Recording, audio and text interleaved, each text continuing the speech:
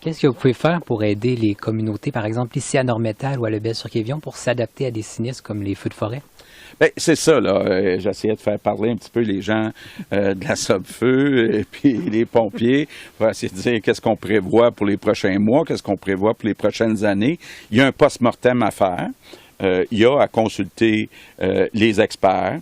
C'est certain qu'il va falloir envisager d'avoir des tranchées à certains endroits pour éviter que si jamais il y a un feu, que le feu ne se rende pas jusqu'aux maisons. Donc ça, c'est certain qu'il va falloir regarder. Donc on investit déjà plus d'1,5 milliard en adaptation au changement climatique. Il va falloir continuer de le faire. La question que moi, le premier, je me demande, c'est à quoi peut-on s'attendre l'été prochain? Est-ce que ça va recommencer ou les gens disent ici, ils n'ont pas vu ça depuis 25 ans, là, ils se disent c'est pas vrai que ça va arriver à chaque année. Bien, c'est ça qu'on va essayer d'établir, puis prendre les mesures de prévention qui sont nécessaires, surtout autour des villages.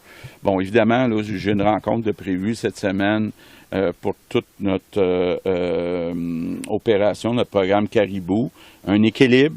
Donc, évidemment, on va tenir compte des feux de forêt et des impacts des feux de forêt, mais un équilibre entre protéger les emplois dans le secteur de la forêt qui nourrissent beaucoup de monde dans les régions, puis protéger des espèces comme le caribou. Donc, on est en train d'analyser tout ça. Est-ce que vous envisagez d'augmenter les réserves financières dont le Québec dispose pour faire face aux catastrophes naturelles? Bien, évidemment, là, premièrement, adaptation. On va continuer d'investir du côté de l'adaptation au changement climatique, c'est certain. Ouais. Est-ce que vous avez des exemples? Bien, tu sais, je vais vous parler, par exemple, de la Sopfeu.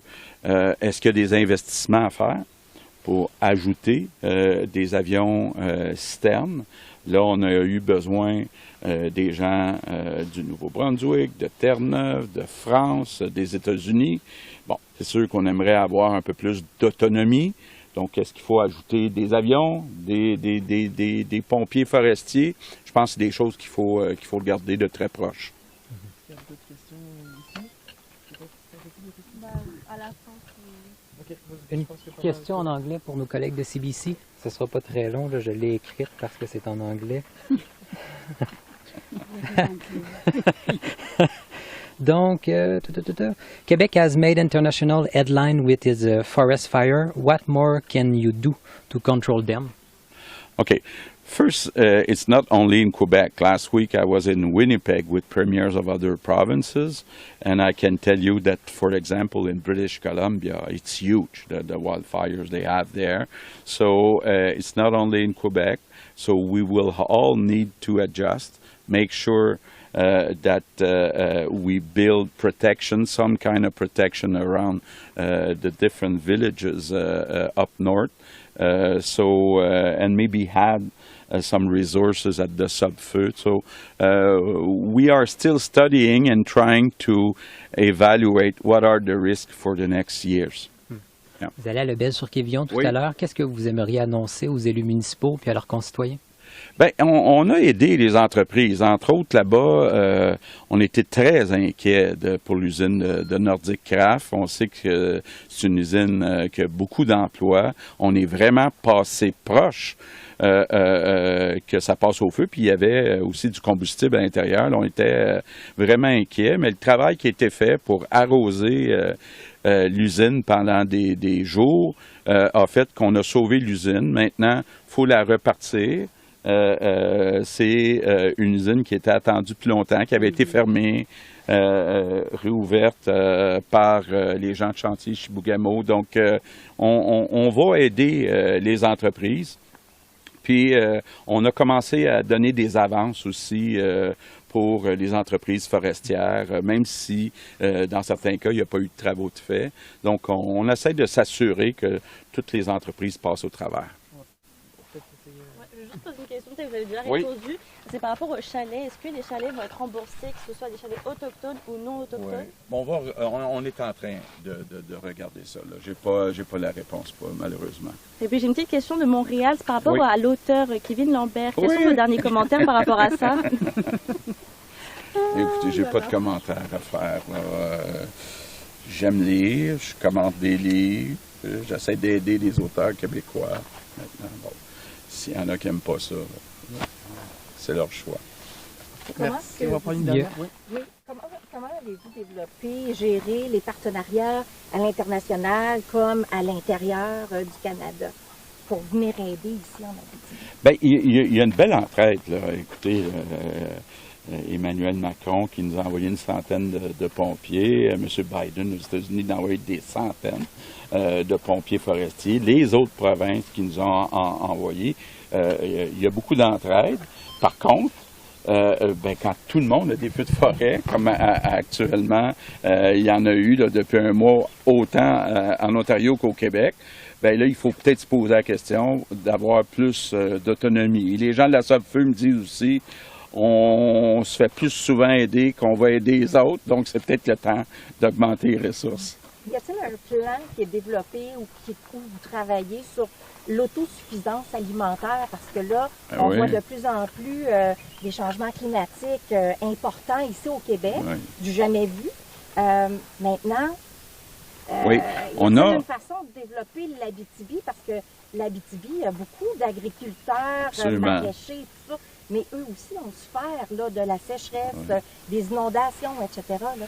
Bien, je rencontrais justement les gens de la boulangerie Lacroix qui ont un projet pour automatiser leur production. C'est la 4e génération. Là, ils ont commencé à non seulement servir l'Abitibi, mais à envoyer du pain. Là, je suis chanceux, ils m'ont donné une tarte au sucre à propos de ça. Là. Je vais me faire chicaner par ma femme, mais bon, hein, on ne peut pas refuser un cadeau comme ça. Donc, automatiser. Et vous savez aussi, à certains endroits, on a des serres parce qu'avec le climat d'hiver, c'était vraiment une crainte que j'ai eue moi, au début de la pandémie parce que la moitié de ce qu'on mange au Québec vient de l'extérieur. Donc, quand les frontières ont été fermées au début de la pandémie, c'est inquiétant. Donc, l'autonomie alimentaire, c'est pas juste des beaux slogans, là. Il faut être de plus en plus autonome. Et à cause aussi du manque de main-d'œuvre, ça, c'est pas juste au Québec, c'est dans tous les pays industrialisés, il faut être capable d'automatiser plus certaines productions. Donc, on a des programmes, on a réussi depuis 4 ans à doubler les investissements annuels qui sont faits par les producteurs agricoles et les transformateurs. C'est vraiment, là, André Lamontagne, le ministre de l'Agriculture, c'est vraiment une de ses grandes priorités, là, de passer de 50 à 55 60 d'autonomie alimentaire. Faut en faire plus. Hein? Je sais qu'il y a eu souvent, ici en Abitibi, des projets dans le secteur du bœuf. Hein? Moi, je serais très ouvert à des projets. À chaque fois que je vois qu'on importe le bœuf de l'Ouest canadien, je me dis pourquoi on le ferait pas ici. On est bon dans le porc au Québec, mais là, il est peut-être temps qu'on se diversifie un petit peu. Donc, amenez-en des projets, les gens de l'Abitibi-Témiscamingue. Est-ce que le gouvernement du Québec est inquiet de l'avenir par rapport au changement climatique? Ah, bien, c'est certain que toute la planète doit être inquiète. Puis moi, l'avantage que je vois, c'est qu'à cause de l'hydroélectricité, si on regarde tous les États-Unis, tout le Canada, c'est le Québec qui a le moins de GES par habitant.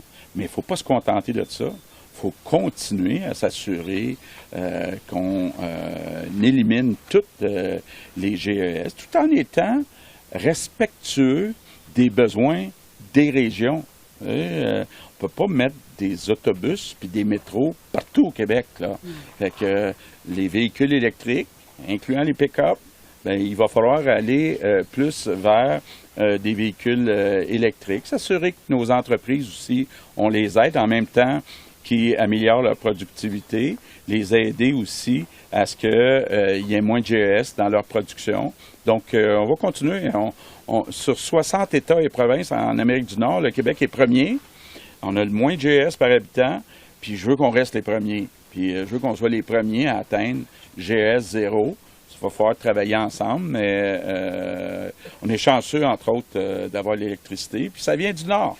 Là, je parlais tantôt de LG2, puis toutes les inquiétudes qu'on a à Radisson partout à Baie James, c'est là qu'on voit que C'est comme la prunelle de nos yeux, ça, l'hydroélectricité, puis il faut continuer à développer. Donc là aussi, il va y avoir d'autres projets qui s'en viennent pour plus d'hydroélectricité, plus d'éolien. Donc, beaucoup de projets qui vont faire travailler beaucoup de monde. On va prendre une dernière de Rennes. Oui. Qu'est-ce qui vous a frappé quand vous êtes venu ici, quand vous voyez ce paysage? C'est quoi votre message un peu à la population? Bien, c'est pas la première fois que je viens ici, là, incluant la sœur Normétal. Troisième avec Suzanne, mais avant, je venais avec François Gendron, puis c'est une belle région. Les arbres sont hauts, hein, ça, c'est la réputation. On va avoir d'ailleurs un espace bleu qui va montrer tout ce qui se fait ici, la fierté. Puis bon, les gens, c'est du monde fier. Les mines d'or. Puis, on me disait tantôt, quand on a évacué, là, pour le maire, là, il n'y a presque pas de monde qui sont allés dans les centres d'hébergement, sont allés dans les maisons de leurs amis, de leurs connaissances, de leur famille. Quelle belle démonstration de solidarité des gens de l'Abitibi-Témiscamingue. Merci beaucoup. Merci. Merci tout le monde. Là. Bon été. On espère que ça va être un été qui va être plus facile, plus calme que ce qu'on a eu.